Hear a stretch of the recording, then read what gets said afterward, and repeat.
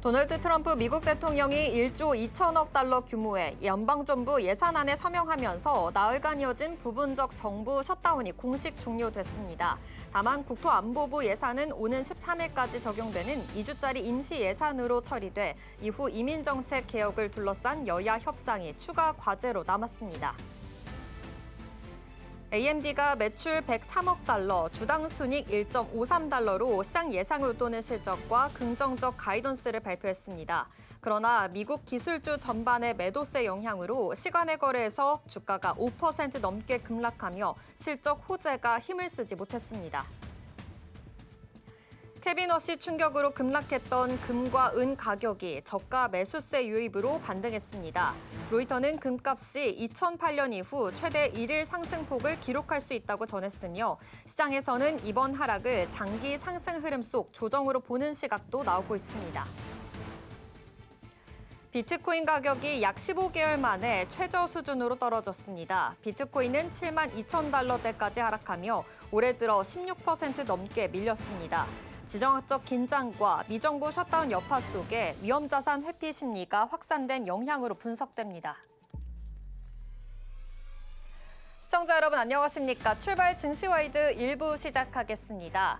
검은 월요일을 보내고 어제 화요일 벌떡 일어서는 장이었습니다. 굉장히 상승하는 흐름들이 강했었는데요. 코스피가 6%나 상승한 흐름을 가지게 됐고요. 이 안에서 삼성전자가 11%나 강한 상승 흐름도 보여주기도 했습니다. 외국인과 기관 합쳐서 2조 원이 넘는 매수세가 들어오기도 했는데요. 사실 월요일장에서는 외국인과 기관이 팔았다면 개인이 담아놨죠. 어제 같은 경우에는 외국인과 기관이 들어오자 개인들이 좀 차익 실현을 하는 모습들이 포착이 됐습니다. 코스닥 안에서의 분위기도 좋았습니다. 코스닥도 4% 강한 상승 흐름들이 이어졌는데요. 사실 역시나 지금 외국인과 기관 안에서의 좀 물량들은 들어오고 있다라는 점 체크해 보시면 좋겠고요. 그리고 어제 좀 강했던 섹터가 바로 우주항공 섹터였습니다. 스페이스 X와 xAI가 합병했다라는 소식이 전해지게 되면서 우주항공 전반적으로 훈풍이 드는 모습이었습니다. 하나시스템이 27%나 상승했고요. 스페이스 X에 투자한 미래세 증권이라든지 미래세 투자까지도 지금 매수세가 강하게 몰렸습니다. 간밤 뉴욕 증시 안에서도 우주항공 섹터들이 강세 흐름들을 보여주게 됐는데요. 간밤 뉴욕 증시 분위기는 어떻게 마감했는지 자세하게 살펴보겠습니다.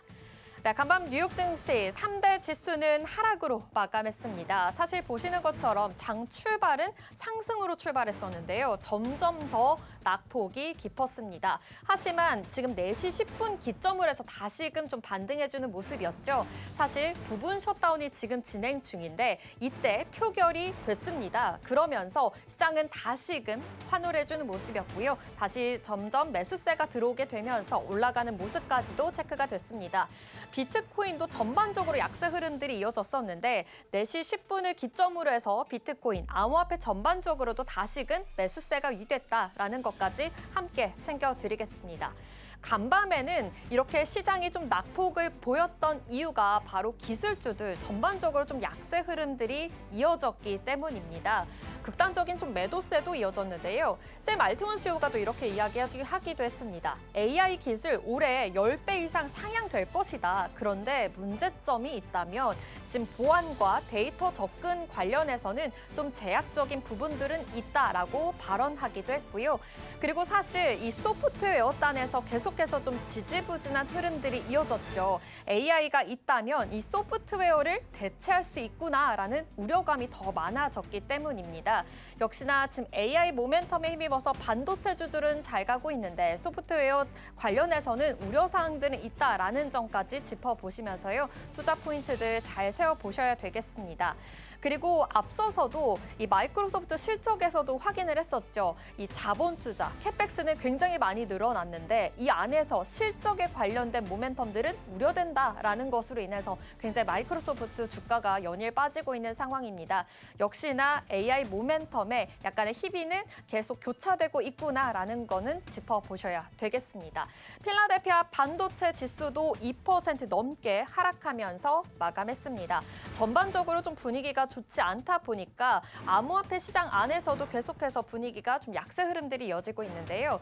사실 요즘 증시 분위기 분위기 안에서 암호화폐 시장도 계속해서 좀 체크를 하는 흐름들이 이어지고 있죠. 지난 10월 10일이었습니다. 그때 트럼프 대통령 관련해서도 관세 발언들이 있었는데 그때 대규모 청산이 있었습니다. 그 청산 이후에 매수세가 유입되지 않고 있는 모습들이 체크가 됩니다. 이 매수세에 힘입어서 올라갔던 시장이니만큼 계속해서 하락분이 이어지고 있구나라는 것까지 짚어보셔야 되겠습니다. 그렇다면 간밤에 있었던 이슈도 살펴볼까요? 네, 먼저 미 하원에 지금 조달 법안이 통과됐다 먼저 살펴보도록 하겠습니다. 부분적 셧다운이 이루어졌었는데요. 이렇게 지금 종료를 하게 됐고요. 트럼프 대통령의 사명까지도 완료하게 됐습니다. 이제는 경제 지표 관련해서도 금요일 시장 안에서 사실 졸트 보고서가 공개되지 않을 것이다라는 이야기가 나왔었는데 셧다운이 이제 해제가 되면서 경제 지표들이 다시금 발표를 할 수 있을지에 대한 이슈들은 체크해 보실 필요가 있어 보입니다. 그리고 어제장 우리 국내 증시에서도 우주항공 섹터가 전반적으로 강세 흐름을 보였다라고 오프닝에서도 말씀드렸죠. 이 스페이스 X와 xAI가 합병을 하게 됐습니다. 자, 이제 일론 머스크 CEO의 로켓 회사와 인공지능 회사가 이제 한 지붕 안에 있게 되는 겁니다. 자, 우주와 AI를 결합한 머스코노미가 이제 정점을 찍게 됐다라는 이야기까지 들려오고 있는데요. 전반적으로 우주항공 섹터들은 상향되는 흐름들이 이어지고 있으니까요. 이 안에서의 흐름들 짚어보시면 좋겠는데요. 그렇다면 가장 먼저 로켓랩 먼저 살펴보겠습니다. 9% 강세 흐름들이 이어졌습니다. 로켓랩은요, 소형 위성 발사 기업입니다. 우주 시스템을 제공하고 항공 우주 쪽으로 좀 더 포커스가 맞춰져 있죠. 그리고 간밤에도 새로운 소식이 들려왔는데요. 일렉트론 관련된 로켓 발사를 성공했다라는 소식이 들려오게 됐습니다. 이 로켓은요, 재난 감시라든지 안보 목적으로 위성군을 구축하는 사업을 같이 함께 동원하고 있는 상황입니다. 역시나 위성 쪽의 모멘텀이 강한 기업이기 때문에 우주항공과 관련된 그리고 스페이스와 함께 연동돼서 수혜를 볼 수 있다라는 이야기가 들려오고 있으니까요. 투자 포인트 세워보시면 좋겠습니다. 이 밖에 엔비디아도 살펴보겠습니다. 사실 엔비디아 지금 오픈 AI와 계속해서 동맹을 맺기 위해서 노력했었는데 이 동맹이 균열이 생기게 됐습니다. 투자 파트너십 관련해서 불확실성이 불거졌기 때문입니다. 연일 하락하는 흐름들이 이어지고 있죠. 간밤에도 2.8% 하락하게 됐습니다. 엔비디아도 지금 오픈 AI와 파트너십 관련해서 고려하고 있다라는 이야기가 내놓게 됐는데 오픈 AI 입장에서도 엔비디아를 대체할 만한 칩을 찾고 있다라는 이야기를 함께 내놓게 됐습니다.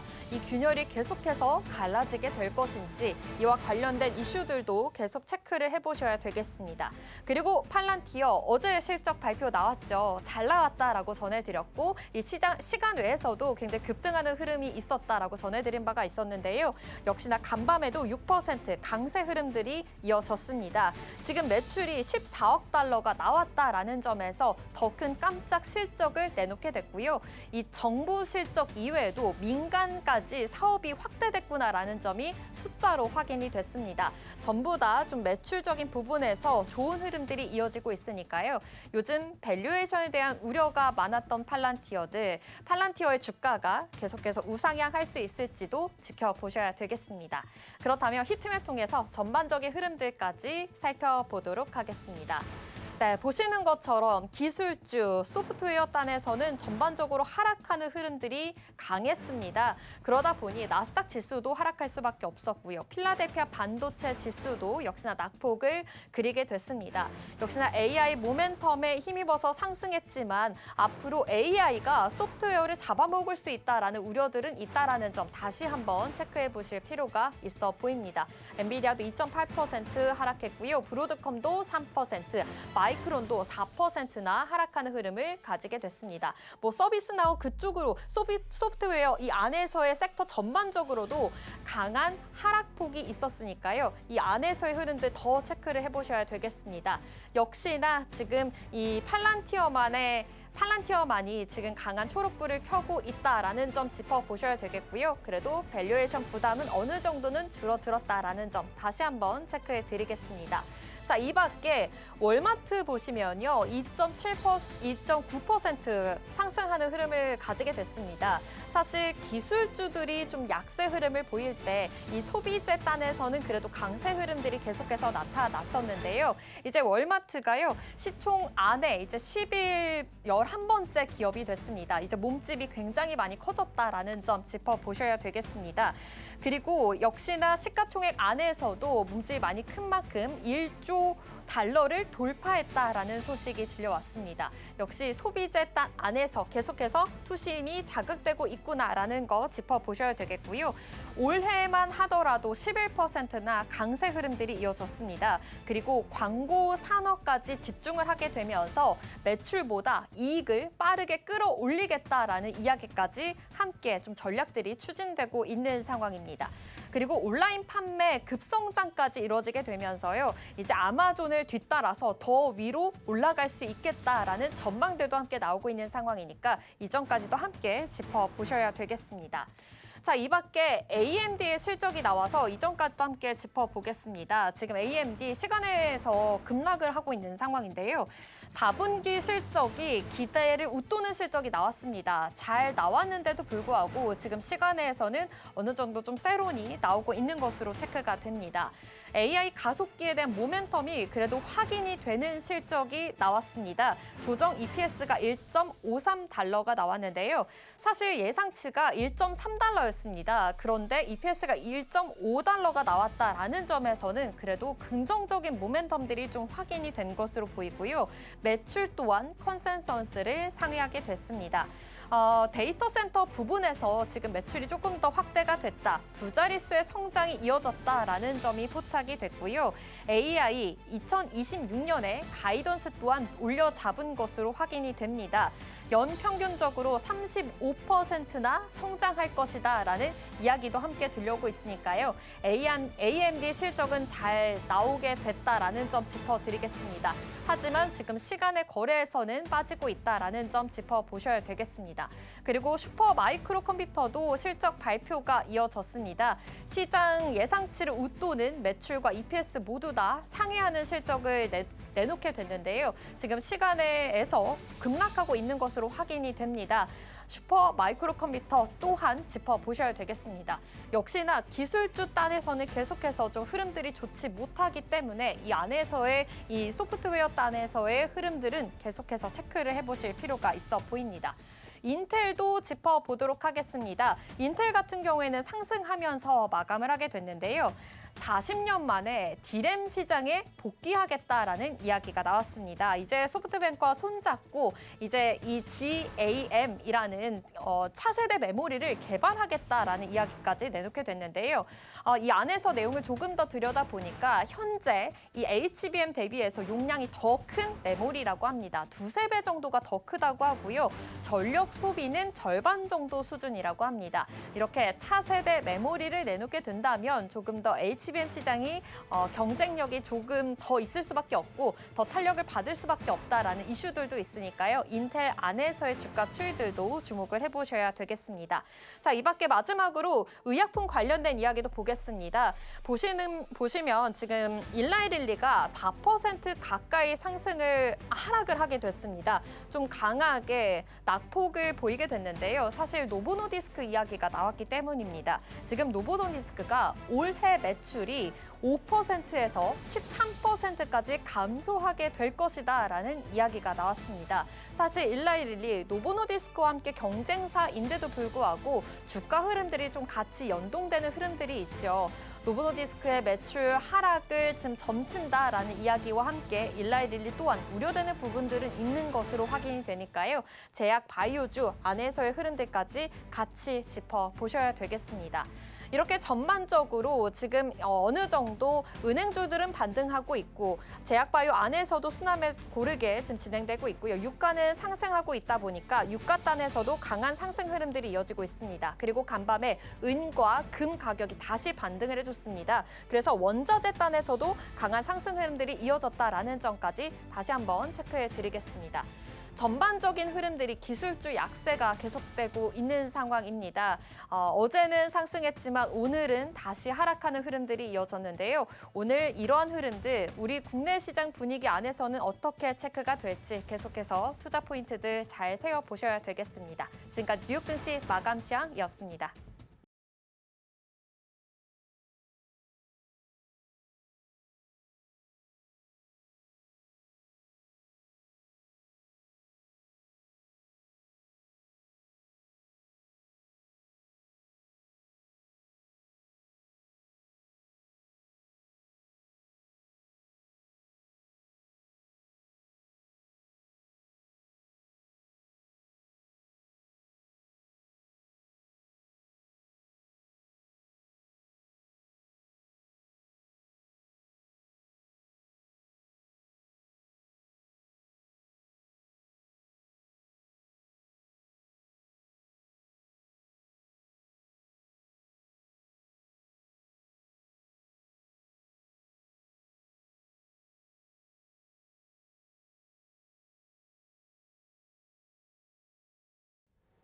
네, 어제장 마감 상황과 매크로 이슈들 짚어보겠습니다. 이정우 앵커 함께하겠습니다. 어서 오십시오. 안녕하세요.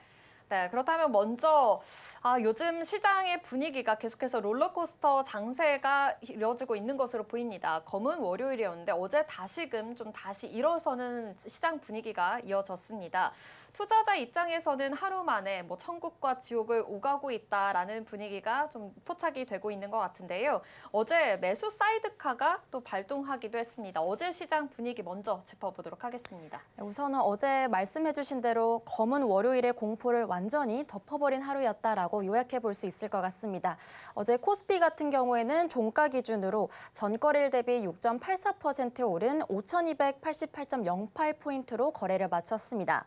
종가 기준으로는 사상 최고치를 다시 한번 경신하게 됐고요. 또 어제 하루의 상승분이었던 338포인트 역시 우리 증시 역사상 사상 최대 기록이다라고 또 볼 수 있겠습니다. 그리고 이런 시장의 분위기를 단적으로 보여주는 게 바로 앵커님께서 말씀해주신 사이드카의 반전이다라고 볼 수 있겠습니다. 전날에는 주가 폭락으로 인해서 이 프로그램의 매도 호가를 좀 멈추는 매도 사이드카가 발동이 됐었는데요. 하루 만에 선물 가격이 너무 가파르게 오르면서 매수 사이드카가 발동이 되기도 했습니다. 하루 사이에 공포의 투매가 마치 놓치면 안 된다라는 강력한 매수세로 180도 바뀌었다라고 볼 수 있겠습니다. 그리고 이런 극적인 반전이 가능했던 건 바로 수급의 힘에 있었습니다. 전날 공포에 질려 있어서 이 물량을 던져냈던 메이저 주체들이 어제는 모두 대량 매수에 나서게 된 건데요. 외국인 같은 경우에는 7천억 원, 그리고 기관 같은 경우에는 2조 1,600억 원 넘게 사들이게 됐습니다. 반면에 개인 같은 경우에는 약 3조 원 가까운 매물을 쏟아내면서 그간의 손실을 만회하거나 또 차익 실현에 나서는 모습을 보여줬습니다. 그리고 어제 장의 주인공은 단연 반도체였다 볼 수 있겠습니다. 간밤 뉴욕 증시에서도 이 기술주들이 반등한 게 호재로도 작용이 되긴 했었는데요. 또 무엇보다 반도체 업황에 대한 계속해서 장밋빛 전망들이 쏟아져 나오고 있는 상황입니다. 트렌드포스에 따르면 PC D램 가격에 대한 전망치가 기존보다 2배 이상 높은 110%를 전망했기 때문입니다. 이 소식에 삼성전자는 11.37% 급등하면서 16만 전자를 다시 되찾게 됐고요. SK하이닉스도 마찬가지로 8%대 급등하면서 90만 닉스를 다시 되찾은 하루가 됐습니다. 반도체뿐만이 아니라 전 업종이 어제는 미소를 활짝 지었던 하루였습니다. 우선 기업 가치 재고 기대감에 따라 SK스퀘어도 8%대 상승을 하게 됐고요. 또 조선주인 HD 현대중공업과 하나오션, 그리고 자동차 업체인 기아와 그리고 현대차까지 모두 일제히 강세를 보이던 하루였습니다. 코스닥 시장도 분위기 살펴보겠습니다. 코스닥 시장 역시 기관의 8,600억 원대 강력한 매수세에 힘입어서요. 어제는 4.19% 급등한 1,144선에 안착을 하게 됐습니다. 특히 삼천당 제약이 14% 넘게 폭등을 했고 또 레인보우 로보틱스나 에코프로 등 시총 상위주들이 모두 강세를 보이면서 투자 심리가 완연히 회복됐음을 알리는 하루가 됐습니다. 즉 다시 말해서 우리에게 충격을 줬던 워시 쇼크가 시장을 열어보니까 이 펀더멘털의 변화는 없다라는 확신으로 바뀌면서 강력한 매수세가 유입된 결과다라고 볼 수 있겠습니다. 네, 맞습니다. 참 눈을 의심할 정도로 강했던 어제 시장이었습니다. 사실 검은 월요일 때 매도 사이드카가 또 발동하게 되면서 우려사항들은 많았었는데 어제 다시 매수 사이드카가 발동할 정도로 정말 오뚜기 같은 시장이 아닌가라는 분위기 좀 나타나 보고 있습니다. 요즘 이렇게 화랑이다 보니까요. 주식 활성화를 위해서 정부 안에서도 여러 가지 정책들이 나오고 있는 상황입니다. 한국거래소에서 오는 6월부터 주식 거래 시간을 대폭 늘리겠다라는 방침까지 내놨습니다. 이 주요 거래소 이제 24시간 체제로 가겠다라는 것으로 보이는데요. 이번 이렇게 발표를 하게 된 구체적인 배경 어떻게 될까요? 네, 우선 결론부터 말씀드리자면요. 한국 증시의 글로벌 경쟁력 확보를 위해서다라고 볼 수 있겠습니다. 사실 미국 시장 같은 경우에는 나스닥도 그렇고 또 뉴욕 거래소들도 그렇고 이미 24시간 거래를 준비하고 있는 상황입니다. 그렇기 때문에 우리 일종의 서학 개미들이 밤새 미국 주식을 매매하는 동안 우리 시장은 닫혀 있었죠. 하지만 이런 시차 문제가 우리 시장의 성장을 가로막는 요인이 되고 있다라는 소리가 또 시장에서 들려오고 있었습니다. 그래서 거래소는 하루 거래 시간을 기존 6.5시간에서 이제는 12시간으로 늘리는 방안을 검토 중입니다. 이렇게 된다면 오늘 6월부터는 정규장 전후로 총 2개의 시장이 더 열리게 되는데요. 오전 7시에서 8시에는 프리마켓이 운영이 되고요. 또 장을 마치고 나서 오후 4시부터 오후 8시까지는 애프터마켓이 열리게 됩니다. 이렇게 되면 우리 투자자들은 사실상 하루의 절반 이상을 주식시장에 머물게 되는 건데요. 바쁜 직장인분들도 퇴근 이후에 여유롭게 또 주식을 매매할 수 있게 되고 또 밤사이 해외에서 발생한 뉴스에도 우리 투자자들이 즉각 대응할 수 있게 됩니다. 또 이런 거래소 노사도 자본시장 경쟁력을 위해 이번 연장에 또 전격적으로 힘을 합치고 있습니다. 내년 말 24시간 거래 체계를 완성해서 전 세계 자금이 언제든 우리 시장으로 들어올 수 있는 전략을 완성하겠다라는 구조인데요. 결국 한국 증시가 이제는 갈라파고스에서 벗어나서 글로벌 마켓으로 도약하는 과정이 있다라고 볼 수 있겠습니다. 네, 사실은 지금 프리마켓 지금 넥스트레이드가 8시에 열리게 되죠. 근데 6월부터는 7시부터 열린다. 이 한국 거래소부터 시작이 된다라는 것까지 다시 한번 짚어드리겠습니다.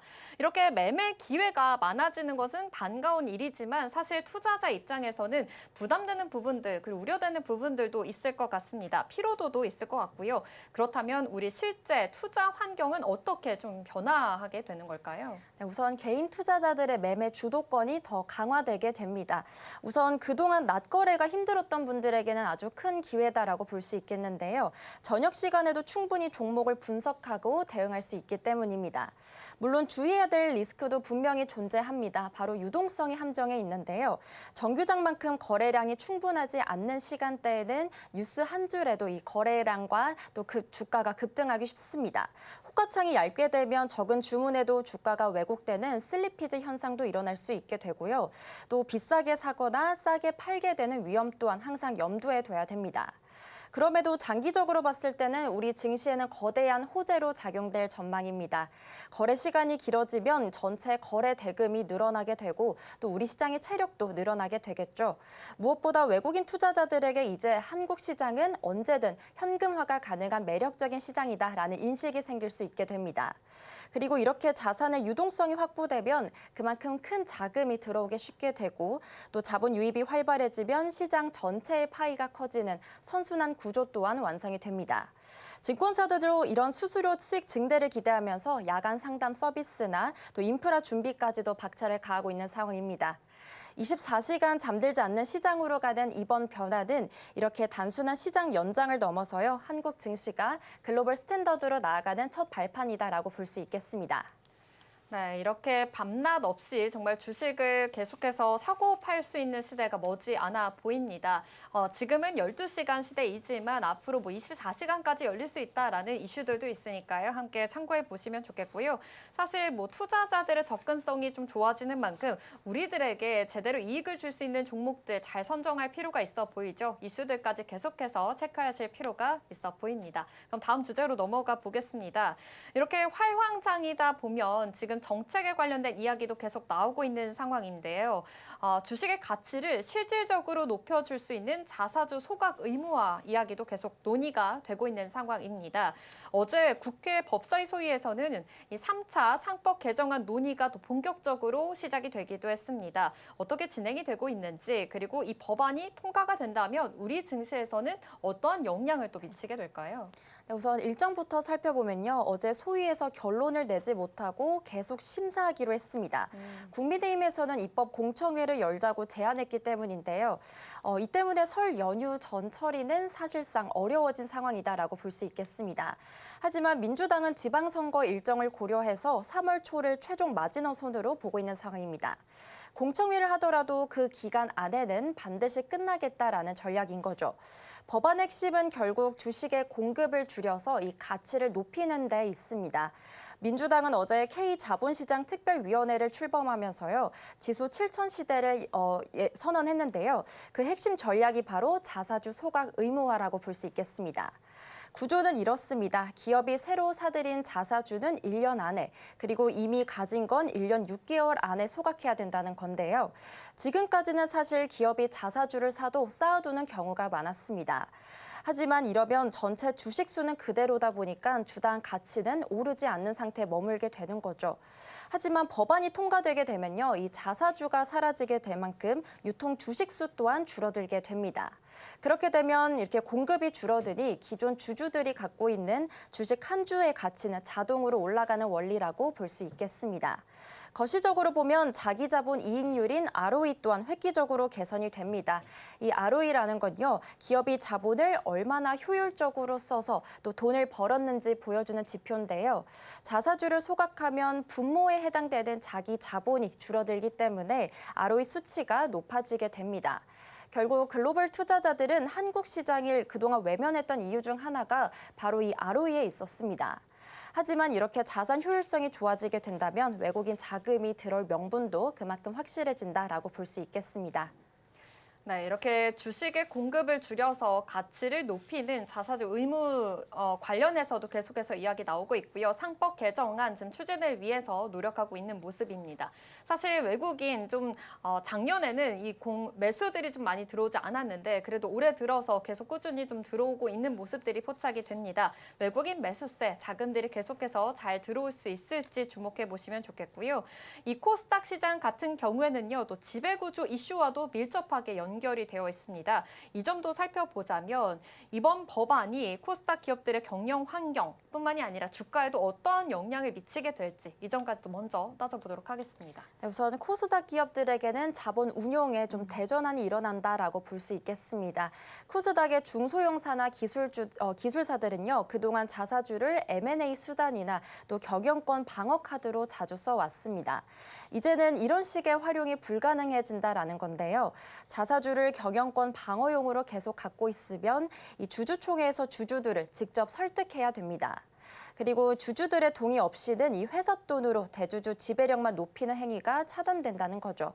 이건 코스닥 시장 특유의 불투명한 지배 구조 문제를 해결하려는 직격탄이 될 수 있겠습니다. 물론 기업 입장에서는 현금 부담이 커질 수밖에 없습니다. 하지만 투자자 입장에서는 훨씬 긍정적인 소식인데요. 기업이 번 돈을 엉뚱한 곳에 묶어두지 않고 이제는 소각을 통해 주주에게 돌려줄 수 있게 되기 때문입니다.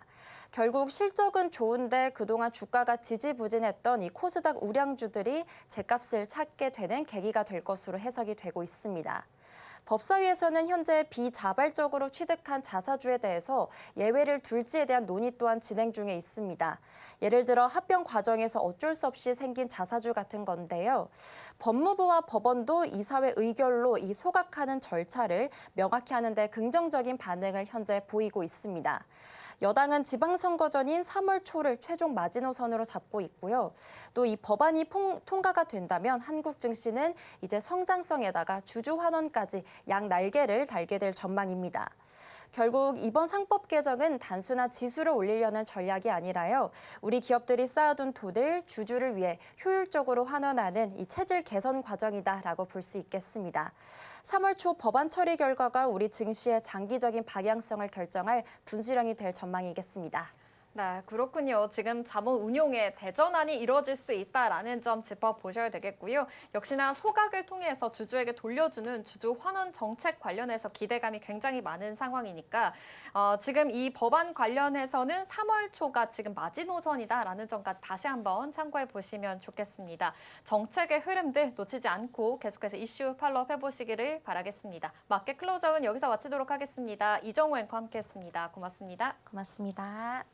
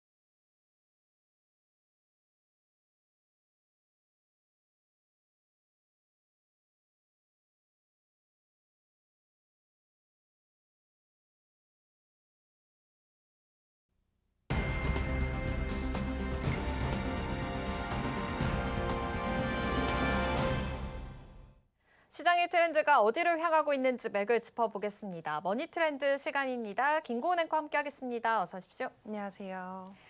네, 그럼 가장 먼저 어제장 11% 상승하면서 신고가를 또 한 번 경신해준 삼성전자 이야기 먼저 해보도록 하겠습니다. 요즘 삼성전자 파운드리 안에서의 소식들이 계속 들려오고 있는데요. 이나노 공정에서 판을 다시 짜는 분위기가 형성이 되고 있습니다. 특히 해외 반도체 계측 기업에 대한 투자까지도 이어지고 있다고 하는데요. 이러한 흐름들 시장에서는 어떻게 바라보고 있을까요? 네, 지금 시장에서는 지금을 삼성 파운드리가 전략을 분명히 전환한 시점으로 바라보고 있습니다. 우선 삼성전자는 지난해 말 삼성 벤처 투자를 통해서요. 네덜란드 반도체 계측 스타트업인 인비식스에 투자를 했습니다. 2024년에 설립된 신생 기업이지만 ASML의 핵심 엔지니어 출신들이 창업했다라는 점에서 처음부터 업계의 관심을 상당히 모아왔던 회사인데요. 지금 이번 투자의 핵심은 장비를 더 많이 사겠다는 게 아니라요. 이나노 게이트 올어라운드 공정에서 가장 어려운 문제를 짚고 있다라는 점들이 시장의 관심을 끌고 있습니다. 이나노 공정은 회로가 워낙 미세하다 보니까 지금 기존 방식으로는 결함을 찾는데 시간이 오래 걸리거나 혹은 아예 놓치는 경우도 적지 않았습니다. 그렇다 보면 공정 자체는 나쁘지 않더라도 지금 수율이 안정되기까지 시간이 길어질 수밖에 없는 문제점들이 있었는데요. 인비식스의 기술 같은 경우에는 웨이퍼를 자르지 않아도 지금 내부를 정밀하게 들여다볼 수 있는 방식입니다. 결함을 더 빠르고 정확하게 확인할 수 있다는 게 강점으로 꼽히고요. 삼성 입장에서는 지금 이나노 공정에서 가장 중요한 그런 수율 안정화 시점을 앞당길 수 있는 수단을 확보했다. 이렇게 볼 수가 있겠습니다. 그래서 시장에서는 이번 투자를 두고 삼성이 이제는 수율이 좋아지기만을 기다리는 것이 아니라 수율을 처음부터 제대로 설계하는 단계에 들어섰다. 이렇게 긍정적인 시선으로 바라보고 있습니다. 네, 이런 기술 투자뿐만이 아니라 지금 이 목표 또한 굉장히 올렸습니다. 최근 이나노 수주 구체적으로 좀 제시를 하게 됐는데요. 전년 대비해서 130% 이상이라는 숫자까지도 언급을 하게 됐습니다. 삼성전자 굉장히 자신감을 내놓고 있는 숫자다라고도 볼 수 있겠는데요. 어떻게 더 분석해 볼 수 있을까요? 네, 지금 업계에서는 상당한 자신감의 표현으로 받아들이고 있습니다. 삼성전자는 최근 실적 발표 컨퍼런스 콜에서 AI 응용처를 중심으로 이나노 이나노 공정 수주 과제를 전년 대비해서 130% 이상 확보를 하겠다고 상당한 포부를 밝혔습니다. 이게 단순히 열심히 해보겠다라는 목표치가 아니라요. 실제 고객사와 또 제품과 양산을 놓고 구체적인 논의가 진행되고 있는 숫자라고 확인을 해볼 수가 있겠습니다. 보통 파운드리 사업에서는 수주 목표를 이렇게까지 구체적인 목표로 설정을 하는 경우가 많진 않습니다. 그만큼 지금 삼성전자 내부적으로도 수율과 양산 준비에 대해서 어느 정도 자신이 없다면 하기가 어려운 발언일 텐데요. 특히나 지금 삼성전자는 이나노 공정에 대해서 수율과 성능 목표를 달성하면서 순항 중이다라는 긍정적인 표현도 설명을 했습니다. 아직 양산 전 단계이긴 하지만 기술 검증과 고객 평가가 계획된 일정 안에서 진행이 되고 있다라는 의미로도 해석을 해볼 수가 있겠고요. 여기에 더해서 지금 테슬라 수주 이후에 미국과 중국의 대형 고객사들과 이나노 관련된 논의가 확대되고 있다라는 점도 이 자신감을 뒷받침하고 있는 요소로도 판단을 할 수가 있겠습니다. 네, 그렇군요. 지금 파운드리 수주 관련해서 130% 이상 확보하겠다라는 구체적인 숫자를 내놨다라는 게 엄청난 자신감이다라는 점 다시 한번 체크해 보시면 좋겠습니다. 그렇다면 경쟁 환경들도 좀 궁금합니다. 사실 TSMC는 막대한 설비 투자를 또 이어가고 있고요. 인텔도 초미세 공정 양산에 좀 본격적으로 들어간 모습입니다. 그렇다면 삼성전자 안에서의 파운드리 경쟁력은 어디서 찾아볼 수 있는 건지 좀 이런 부분들 어떻게 더 분석해 볼 수 있을까요? 네, 우선 삼성이 가지고 있는 가장 큰 장점은 이제 방향이 확실히 분명해졌다라는 점일 텐데요. 우선 TSMC 같은 경우에는 전 세계 파운드리 1위 업체입니다. 여전히 설비 투자 규모나 생산 능력에서는 업계 1위 자리를 계속해서 유지를 하고 있는 모습이고 인텔 같은 경우에도 지금 1나노미터대 공정 양산을 좀 앞세우게 되면서 경쟁 구도가 훨씬 더 치열해지고 있는 상황입니다. 이런 환경에서 삼성전자 입장에서는요, 모든 영역에서 한꺼번에 키우겠다라는 그런 느낌보다는 지금 성과를 낼 수 있는 선단 공정에 집중을 하는 전략들을 택하고 있습니다. 전력 반도체처럼 중장기적인 성격이 강한 사업들에서는 속도를 점점 조절을 하고 그리고 이나노 파운드리에서는 인력과 기술 자원을 집중적으로 배치를 하고 있습니다. 특히나 주목할 만한 부분은 삼성이 단순히 설비를 많이 늘려나가는 방식이 아니라요. 수요를 관리하는 구조 자체를 만들고 있다라는 점입니다. 그렇기 때문에 앞서 살펴봤던 해외 계측 기업에 대한 투자도 이런 흐름들의 연장선으로 바라볼 수가 있겠고요. 결국에는 공정이 안정되기를 바라는 게 아니라 안정화 시점을 앞당기겠다라는 전략들을 함께 내세우고 있습니다. 또 업계에서는 삼성이 지금 초미세 공정에서 수율 안정화 속도를 끌어올릴 수 있는 체계를 갖추기 시작했다라는 평가들도 나오고 있습니다. 그렇기 때문에 지금 이런 전략들이 계획대로 작동을 하게 된다면 앞으로 이나노 세대에서는 삼성 파운드리가 단순한 추격자로서가 아니라 충분히 경쟁력 있는 그런 선택지로 자리를 잡을 수 있다. 이런 분석들이 나오고 있습니다. 네, 이뿐만이 아니라 지금 파운드리 안에서 또 다른 이야기들이 나오고 있는데요. 이 테슬라의 테라팹 선언까지도 있었죠. 칩 설계부터 생산, 패키징까지 수직 계열화하겠다라는 이야기까지 나오게 되면서 이 삼성 파운드리 안에서 23조 원 규모 수주 재파까지도 안게 됐습니다. 역시나 파운드리 안에서의 성과들, 수주가 계속해서 이어지고 있으니까요. 이런 모멘텀들 계속 체크를 해보셔야 되겠습니다. 그럼 이어서 다음 키워드로 넘어가 보겠습니다. 네, 어제 5% 강한 상승 흐름이 나왔던 두산 에너빌리티 이야기 해보려고 합니다. 사실 두산 에너빌리티 하면 원전에 대한 이야기도 있지만 요즘 가스터빈에 대해서 더 주목을 하는 모양새입니다. 안정적인 전력 생산을 위해서라면 가스터빈이 필수인 것으로 보이는데요. 지금 두산 에너빌리티 국산화한 지가 6년 국산화를 성공을 했는데 6년 만에 누적 13기까지 수주를 한 것으로 포착이 됩니다. 이번 수주 굉장히 큰 의미를 갖고 있다고 하는데요. 어떻게 좀 파악해 볼 수 있을까요? 네, 지금 사실 가스터빈 같은 경우에는 AI 시대에 있어서 필수적인 전력 장비로 다시 떠오르고 있습니다. 두산 에너빌리티의 경우에는 2019년에 첫 번째 국산 가스터빈을 공급한 이후에 2025년까지 누적 13기를 수주를 했습니다. 특히 작년 경우에만 보더라도 8기를 수주를 했는데요. 여기서 눈에 띄는 부분은 이 가운데 5기가 해외 수출이었다는 점입니다. 그것도 미국에 있는 이제 XAI의 AI 데이터 센터에 공급이 됐습니다. 이게 왜 중요하냐면 그동안 두산 에너빌리티의 가스터빈은 국내용으로 전부 출시가 됐습니다. 국내 복합 활용 발전소용이 전부였는데요. 그런데 이번이 사실상 첫 번째 해외 수출 사례라고 살펴볼 수가 있겠습니다. 결국에는 그동안 두산 에너빌리티가 가스터빈에 있어서는 국내용 장비다라는 한계점을 넘어서서 이제는 글로벌 AI 전력 시장에 있어서 성능과 납기를 인정받았다고 볼 수가 있습니다. 그 배경을 살펴보니까요, AI 전력 수요의 급증을 살펴볼 수가 있는데 지금 업계에서는 2030년이 되면 글로벌 데이터 센터 전력 사용량이 지금의 약 4배 정도, 결국에는 연간 1260테라와트시까지 늘어날 것으로 보고 있습니다. 계속해서 전력에 대한 부족 이야기가 나오고 있는 상황이고요. 그런데 문제는 전력 공급 방식이 꼽히고 있습니다. 사실 태양광이나 풍력 같은 경우에는 날씨 영향을 많이 받기도 하고 석탄 발전 같은 경우에는 환경 규제로 인해서 신규 건설이 쉽지 않습니다. 그래서 지금 미국에서 빅테크 기업들이 가장 선택하고 있는 현실적인 대안으로는 이 가스터빈이 꼽히고 있는데요. 천연가스 기반으로 한 복합 화력 발전을 말합니다. 이 핵심 장비가 가스터빈이고요. 가스터빈은 지금 앞서 살펴봤던 그런 문제점들을 제외하고 필요할 때 바로 전기를 만들 수 있고 또 계절이나 날씨 영향도 적습니다. 또 여기에다가 AI 서버가 몰리게 되면서 발생하는 전력 과부하적인 측면에서도 굉장히 빠르게 대응을 할 수 있다라는 장점도 가지고 있는데요. 그렇기 때문에 가스터빈이 지금 AI 시대에 다시 한 번 더 주목을 받고 있고요. 두산 에너빌리티는 국내에서 처음으로 이 가스터빈 사업에 계속해서 개발에 나서고 있는 상황입니다.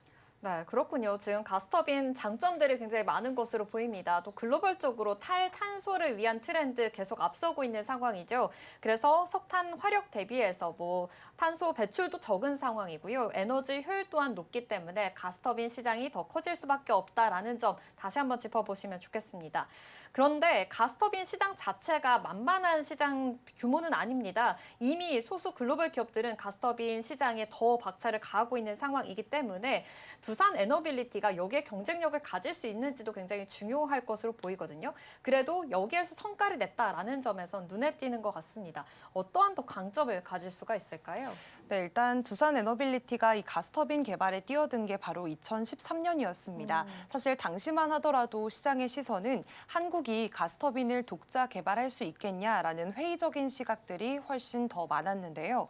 그런데 실제로 그 시점에 가스터빈 원천 기술을 가진 나라는 미국과 독일, 일본, 이탈리아 전 세계 4개국뿐이었습니다. 시장 자체도 GE나 지멘스, 미쓰비시처럼 정말 대기업들이 이 세 회사가 모두 가스터빈 시장을 장악하고 있는 구조였는데요. 그런데도 두산 에너빌리티는 개발을 포기하지 않았습니다. 2013년부터 지금까지 1조 1천억 원가량을 투입을 했고요. 연구 인력만 보더라도 330명 이상이 참여를 했습니다. 그 결과물이 바로 두산 에너빌리티가 가지고 있는 H클래스 가스터빈을 꼽을 수가 있겠는데요. 이 제품 같은 경우에는 단순한 발전 방식으로 약 380메가와트를 출력하고 복합 발전 기준으로 해서는 발전 효율 63% 이상을 낼 수 있게 됩니다. 글로벌 최고 수준에 있어서 굉장히 근접한 성능을 좀 따라잡았다라는 의미로도 해석해 볼 수가 있고 기술 난이도 자체도 상당합니다. 지금 1500도 이상의 고온을 견뎌내야 하고 머리카락 굵기에 냉각 구멍을 뚫은 부품을 길이 11m 그리고 무게는 300톤 정도로 이 설비로 0.05mm 오차 안에서 조립을 해야 합니다. 그렇기 때문에 이런 고난도 장비 자체를 국산화했고 부품 같은 경우에도 90% 이상을 국내에서 조달을 할 수 있게 됐다는 점에서 원가와 납기, 대응 속도 면에서 두산 에너빌리티의 강점으로 작용을 하고 있는 상황입니다. 실제로 앞서 살펴봤던 XAI 사례에서도 경쟁사보다 빠른 납기가 두산 에너빌리티의 가장 큰 강점으로 꼽히게 되면서요. 선택된 이유 중에 하나로 언급된 바가 있습니다. 네, 역시나 성능도 좋아야 되고 납기 또한 인정을 받고 있는 두산 에너빌리티다라는 점 짚어보실 수가 있겠고요. 가스터빈 쪽으로 계속 모멘텀 강화해 나가고 있죠. AI 시대에서 가장 필수적인 장비이고 안정적인 전력을 생산한다라는 점에서 더 큰 탄력을 받아가고 있는 것으로 보입니다. 사실 두산 에너빌리티 이렇게 가스터빈 이외에도 다양한 에너지 포트폴리오를 가지고 있는 기업입니다. 어디까지 확장될 수 있는지가 좀 궁금한데요. 두산 에너빌리티 방향성 어떻게 더 체크해 볼 수 있을까요? 네, 지금 두산 에너빌리티는 전력 인프라를 풀세트로 갖춘 기업을 좀 지향하고 있습니다. 먼저 가스터빈부터 살펴보면요. 두산 에너빌리티는 2030년까지 누적 45기, 2038년까지는 누적 105기 수주를 목표로 하고 있습니다. 이를 위해서 지금 현재 연간 8기 수준인 생산 능력을 2028년까지 12기로 늘릴 계획이고요. 설비와 기술 투자도 계속해서 이어가고 있습니다. 여기서 하나 더 중요한 게 바로 장기 서비스 사업인데요. 가스터빈은 한 번 납품하고 끝나는 장비가 아니라 유지 보수와 정기 점검이 필수입니다. 이 때문에 가스터빈 1기당 연간 약 100억 원 규모의 서비스 매출도 가능해 보입니다. 수주 목표가 달성됐을 경우에는 2038년에 가스터빈 서비스 매출만 보더라도 연 1조 원 수준까지 늘어날 수 있다라는 계산들이 나오고 있고요. 원전 쪽에서의 환경도 최근 달라지고 있습니다. 정부가 제11차 전력 수급 기본 계획을 통해서 신규 대형 원전 2기와 국산 SMR 1기 추진을 공식화하면서 두산 에너빌리티는 이제 국내와 해외 원전 사업을 함께 가져갈 수 있는 구조를 모두 갖추게 됐습니다. 특히나 SMR 같은 경우에는 공장에서 모듈을 만들어서 수출하는 방식이기 때문에 두산 에너빌리티는 지금 경남 창원에 전용 공장을 짓고 있고요. 연간 20기 이상 생산을 목표로 하고 있습니다. 수소터빈도 장기 전략으로 가져가고 있는데요. 이 부분 같은 경우에서는 굉장히 개발 속도가 빠른 편으로 평가를 받고 있습니다. 결국에 지금 두산 에너빌리티가 단기적으로 봤을 때는 AI 전력 수요에 따른 가스터빈, 그리고 중기적으로는 원전과 SMR, 그리고 장기적으로 봤을 때는 수소터빈까지 정말 에너지 전환 시대에 맞춘 다양한 전력 인프라 포트폴리오를 갖추고 있다는 점에서 시장에서 시선은 계속해서 모여지고 있습니다. 와, 그러네요. 지금 AI 전력 수요가 빠르게 늘어나고 있기 때문에 두산 에너빌리티 안에서 에너지 포트폴리오 또한 지금 주목을 받고 있다라는 점 짚어보셔야 되겠고요. 가스터빈, 원전, SMR, 수소터빈까지 여러 가지 좀 장기적인 성장 동력 또한 가지고 있는 점까지 포착해 보시면 좋겠습니다. 그럼 이어서 다음 주제로 넘어가 보겠습니다. 네, 리플 이야기 해보려고 합니다. 룩셈부르크 금융당국으로부터 전자화폐 기관 인가를 받게 됐습니다. 리플이 이제 유럽 전역에서 합법적으로 금융 서비스를 할 수 있다라는 이 길이 열리게 된 건데요. 이 소식이 굉장히 의미 있게 평가를 받고 있다고 합니다. 이 이유 어디에서 찾아볼 수 있을까요? 네, 이건 리플이 유럽에서 제도권 금융사로서 이제 공식 인정을 받았다는 점에서 긍정적으로 살펴볼 수 있습니다. 이번에 리플이 받은 이 전자화폐 기관 EMI 인가는요, 전자화폐 발행은 물론이고 결제와 송금 서비스까지 유럽연합 규제 안에서 합법적으로 할 수 있다라는 뜻입니다. 여기서 가장 중요한 포인트는 이런 인가에도 단일 여권 제도, 이른바 패스포트 권한이 함께 따라온다는 점인데요. 이 말은 룩셈부르크 한 나라에서 인가를 받으면 EU 27개 회원국 전체에서 추가적인 허가 없이도 같은 금융 서비스를 할 수 있다라는 의미입니다. 그동안 글로벌 블록체인 기업들은 나라가 바뀔 때마다 라이선스를 다시 신청을 해야 했고요. 시간과 비용 부담, 규제 리스크도 상당했습니다. 그런데 리플은 이번 인가를 통해서 이 복잡한 장벽을 한 번에 넘었다고 볼 수가 있겠습니다. 그리고 또 하나 짚어볼 부분은 룩셈부르크 금융감독위원회가 유럽 안에서도 굉장히 규제가 까다롭기로 유명한 곳입니다. 그렇기 때문에 이곳에서 EMI 인가를 받았다는 것 자체가 리플의 사업 구조와 내부 통제 시스템이 유럽 기준을 충족했다라는 신호로도 받아들여지는데요. 결국 시장은 지금 리플이 이제 제도권 안에서 움직이는 금융 인프라 기업으로 한 단계 더 도약했다라는 평가들을 내놓고 있습니다. 네, 이렇게 규제가 까다롭기로 유명하다라는 곳까지 지금 이렇게 통과를 했다 보니까 이 안에서의 내용들이 더 궁금합니다. 결제 솔루션 실제로 쓸 수 있는 길이 열리게 된 건데 XRP 안에서는 어떠한 영향을 주게 될까요? 사실 XRP의 가장 큰 걸림돌은 기술이 아니라 규제에 대한 불확실성 때문이었습니다. 금융기관 입장에서는 아무리 빠르고 효율적인 기술이더라도 규제가 불분명하면 도입 자체가 어려운데요. 그런데 이번 EMI 인가를 통해서 유럽의 은행과 핀 핀테크 기업들은 명확한 규제 틀 안에서 리플 페이먼트를 활용할 수 있게 됐습니다. XRP는 이런 구조 안에서 중간다리 역할을 맡게 되고요. 결국에는 필요한 순간에 XRP를 활용해서 즉시 결제가 처리가 가능하다라는 장점을 갖추고 있습니다. 결국 시간도 줄고 비용 부담도 낮아지는 그런 강점들이 나오고 있는데 다만 아직까지 시장의 반응은 좀 차분합니다. 하지만 일부 지표에서는 변화의 조짐도 보이는데요. 선물 시장에서 미결제 약정 규모가 단기간에 늘었고 온체인 데이터를 살펴보면 지금 100만 XRP 이상을 포함한 보유한 신규 대형 지갑도 계속해서 늘고 있습니다. 그렇기 때문에 시장에서는 이번 제도권 진입을 구조적인 변화로 바라보면서 조금 더 긍정적인 시야로 나아가는 분위기입니다.